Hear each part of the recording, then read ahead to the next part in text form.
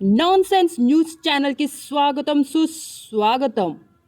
హాస్టల్లో ఫుడ్ నచ్చక బయటికి వెళ్ళి తినాలనుకుని డిసైడ్ అయిన ఇద్దరు స్నేహితులు లోపలికి వెళ్ళిన వాళ్ళు ఏం తిన్నారు, అంత భయంకరంగా హాస్టల్లో ఏం పెట్టారు, అసలు ఏం జరిగింది బ్రేక్ తర్వాత చూద్దాం.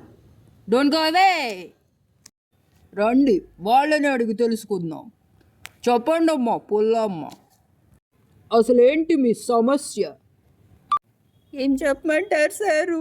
గోంగూర తినుంటారు, మిల్ మేకర్ తినుంటారు, రెండు కలిపిన కూర ఎప్పుడైనా తిన్నారా సార్? మేం తిన్నాం సార్. ఓకే ఓకే, ఇప్పుడు మీరు చెప్పండి సుబ్బమ్మ. మొన్న క్యారెట్లో పెసరపప్పు వేసి చేశారు సార్. మేము క్యారెట్టే తినలేము, దాంట్లో మళ్ళీ పెసరపప్పు వేసి చేశారు సార్. మేము ఎలా తినాలి సార్? అయితే మీ డిమాండ్స్ ఏంటో చెప్పండి. మాకేముంటాయి సారు, హాస్టల్లో ఉండేవాళ్ళం. ఒక చికెన్ బిర్యానీ, ఒక మటన్ బిర్యానీ, గోబీ మంచూరియా, ఇంతే తప్ప అంతకంటే ఇంకేం కోరుకోగలం సార్? అర్థమైంది మీ కక్కుర్తి. పోనీ బయటికి వెళ్ళి తిందామంటే రకరకాలుగా చేస్తున్నారు సార్. పెప్సీ మ్యాగీ అంట, చాక్లెట్ దోశ అంట, ఐస్ క్రీమ్ పానీపూరి అంట. మా వల్ల కావట్లేదు సార్, గొంతు దిగట్లేదు.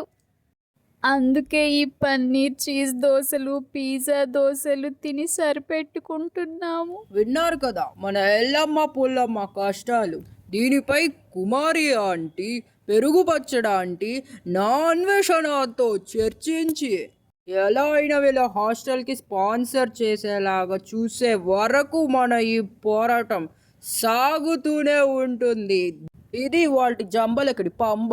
రేపు మరో నాన్ సెన్స్తో మీ ముందుకు వస్తా. వంట టాటా బాయ్ బాయ్.